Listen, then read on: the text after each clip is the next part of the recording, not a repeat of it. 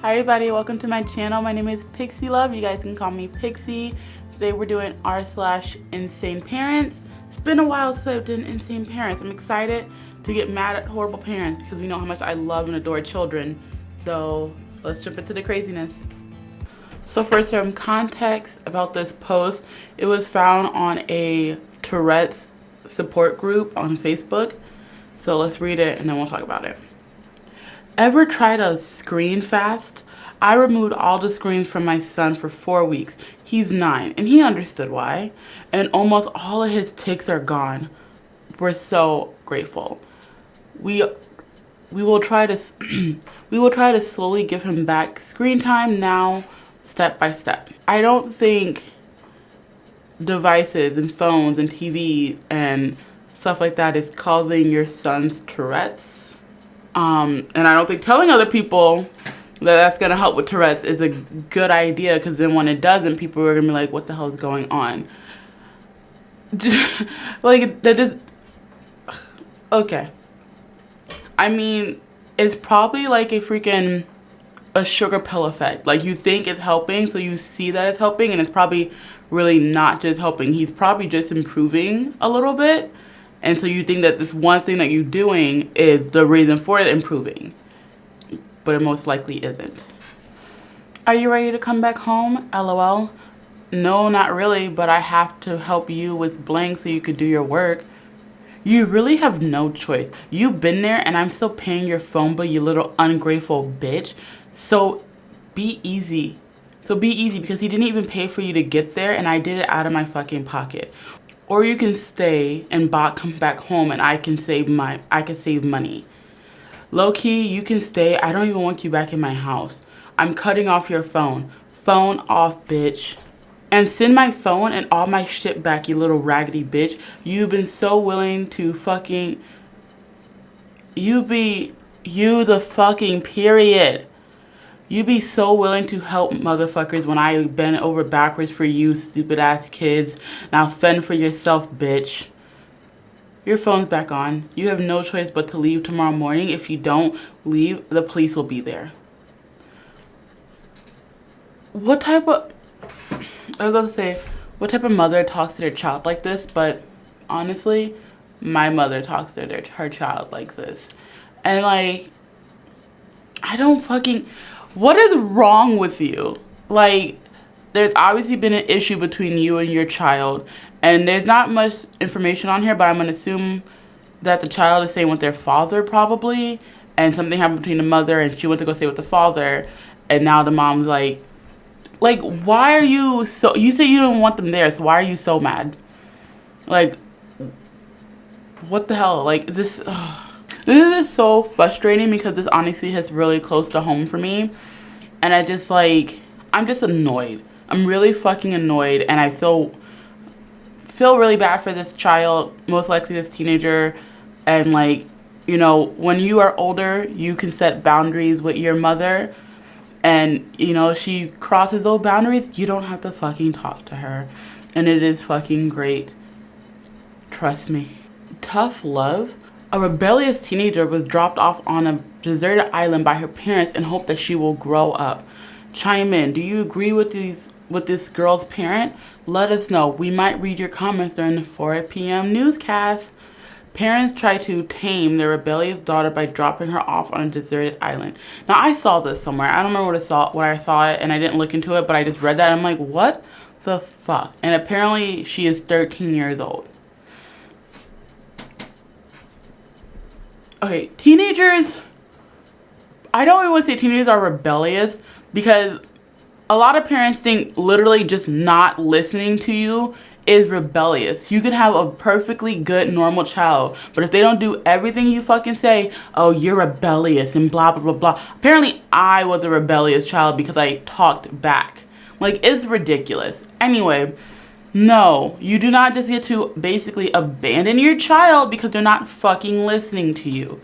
And how the fuck did you find a deserted island? What the hell? What is this? What are you doing? What is wrong with you? You were just fucking... You're a fucking asshole. You're a fucking idiot. Horrible parents. I can't. Why do you have children? Why do people have children? Just to abuse, neglect, and control them. Like, I can't. Hey, if you guys are enjoying this video, make sure you guys remember to like and comment down below. If you enjoy me, make sure you guys subscribe because I do videos like this all the time. And let's get back to the craziness. There's two different messages. I'll read them both, but they are both written to a 15-year-old girl by her stepmother regarding what her father said to the teenage girl. So let's read this. You're ridiculous. He didn't call you a prostitute, although you were dressed like one. I hope you change your outfit or you're gonna get rap-y at some point, and lots of perverts are out there. He even said, why does such a beautiful girl feel the need to dress to do that? She looks just as pretty in jeans.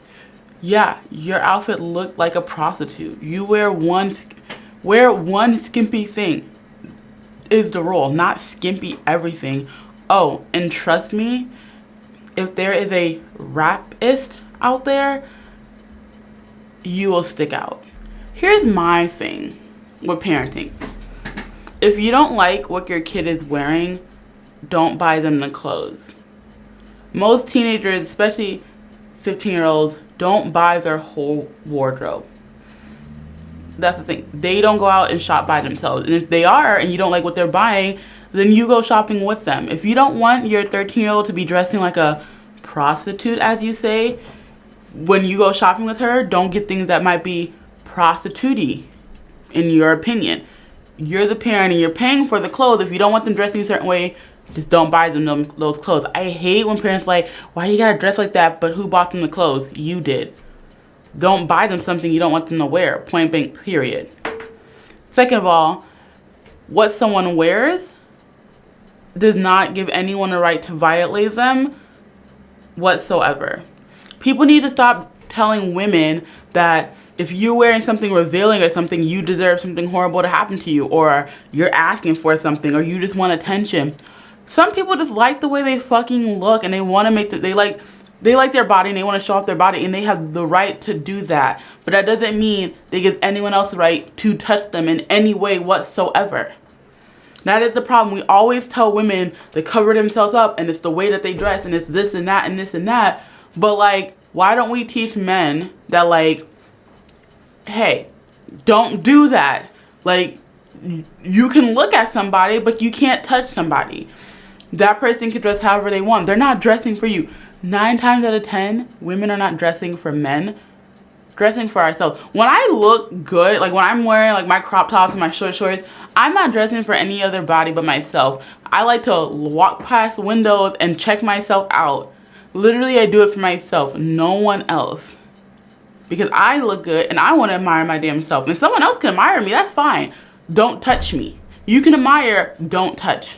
Also, I just want to clarify, so apparently it wasn't the stepmother. This was her actual mother texting her about what her stepfather said to her, which for me is even worse because he is seeing her as a sexual object because he's objectifying her in a sexual way based on what she's wearing. So that's a whole nother fucking level. So we are in July now, and this person has been going through these things since February. So I'm gonna read this long text messages and talk about it. Oh, and trigger warning, self-harm and suicidal thoughts. So if that triggers you, just skip over this because this is a little deep topic. Were you okay earlier? I'm gonna be honest with you because I've had a long day and this is the hardest part of my day. I haven't been okay for months now. I have been drowning in anxiety and depression. Months. I came to you immediately when I was starting to have suicidal thoughts and urge to harm myself again, and hope that you would take my mental health as serious as I do. Months ago, I asked you to help me find the paperwork to see someone about my anxiety and depression. I even reminded you 3 times that it was really important to me. I was basically begging you to care about helping me feel better, and you never got back to me. I feel like your initial question was an obligation as a parent to ask how I'm doing, but lacks the understanding that I need more help than just asking if I'm okay. I'm sorry if I'm coming off as insensitive or that I lack empathy. I am already really depressed and very anxious right now. I needed to tell you how I feel. I know I could just look up that information on my own and set up my appointments and be independent, but damn it, when someone goes to their parent and say that they feel like they want to hurt themselves or kill themselves, and your parents and your parent seems as if they couldn't care less, it hurts. It makes me feel like you didn't care in that moment. That makes me feel like it makes me feel like you didn't care in that moment, and it makes me feel like if I told you again, you won't care. Thanks for asking. I've been trying to deal with my anxiety and depression the same way I always have, and I'm still drowning. I am not okay. Now, she says she sent that message to her parent on Thursday. Don't know which Thursday, but it's currently Sunday, and her parent still has not responded to her, or to them, I should say. But they've been active and on Facebook and other group texts that this person's in. I just find that so disgusting. Now, it sounds like this person is probably a young adult because they said that they can do their own appointments and stuff like that. But I'm 24 and I just for the first time set up my own doctor's appointment. Like, without having my mom do it for me. Like, because of my anxiety. And I'm like so scared I'm going to do something wrong and mess something up and I won't be able to fix it without my mom. So I completely understand where this person is coming from, especially when you're in such a dark place that, you don't even know if you would go through it setting up your own appointment or something like that. And that she just wanted her mom to be there to help her and support her. And the mother just completely isn't and didn't do it at all. And had ignored her for months, knowing that she's literally on the verge of hurting herself. And she has been for months. And she's trying so hard not to hurt themselves. And I really applaud you for trying really hard, because willing your way out of depression is so fucking hard. It really is. It's so hard. And for a parent to not care is just heartbreaking. Like, part of me wants to just be so fucking angry at this parent, but I'm just so heartbroken for the child that, like, I just want to hug you. I just want to, like, hold you and just give you a hug. And I'm so sorry your parent literally doesn't care. They act like they care, but they don't, which really fucking sucks. Like, there's no way you can care. There's no way you can care that if your child is telling you that they're literally thinking about hurting themselves to the point where they want to end their own lives and you do nothing about it. You can't say that you care. You can't. Like, yeah. With that being said, I want to move on to something else. Let's do one more post. If the shot actually saved lives, they'd be priced so hard that you could literally not afford them, like insulin. So this is talking about the vaccine. And, like, this is more just about how horrible the American healthcare system is than just how bad the vaccine is. Listen, if you don't want to get fucking vaccinated, fine. Stay the hell away from me. I'm vaccinated. I'm living my best life. It's... People just don't care anymore because people are still dying from this. There's different variants of this that's worse than the original.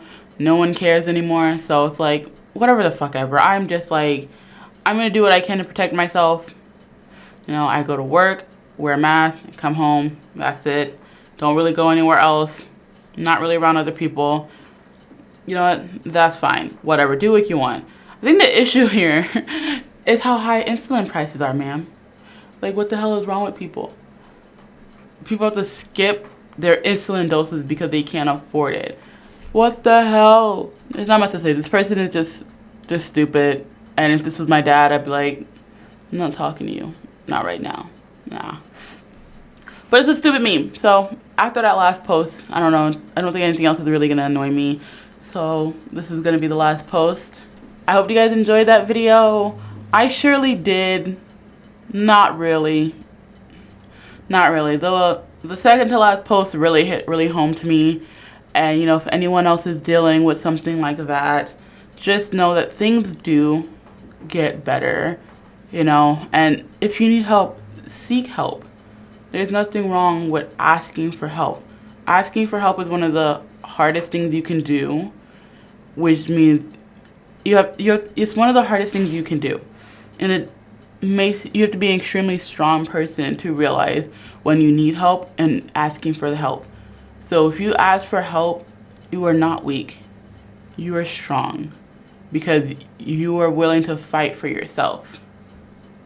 So just always remember to fight for yourself because you are worth it. All right. I feel weird just doing my normal outro after saying that, but I feel weird, but I'm just going to go on with it. If you guys want to hear more of my lovely voice, make sure you guys subscribe down below. I'll be doing a video every day this week. If you want to see my lovely face, make sure you guys follow me on Instagram.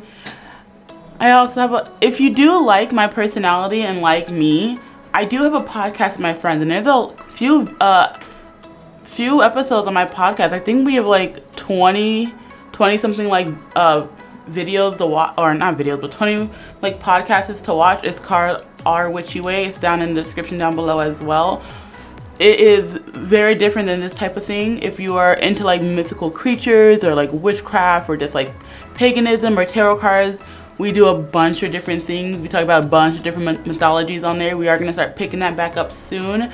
I moved away, so we can't be together. So we're still trying to figure out how to do the podcast.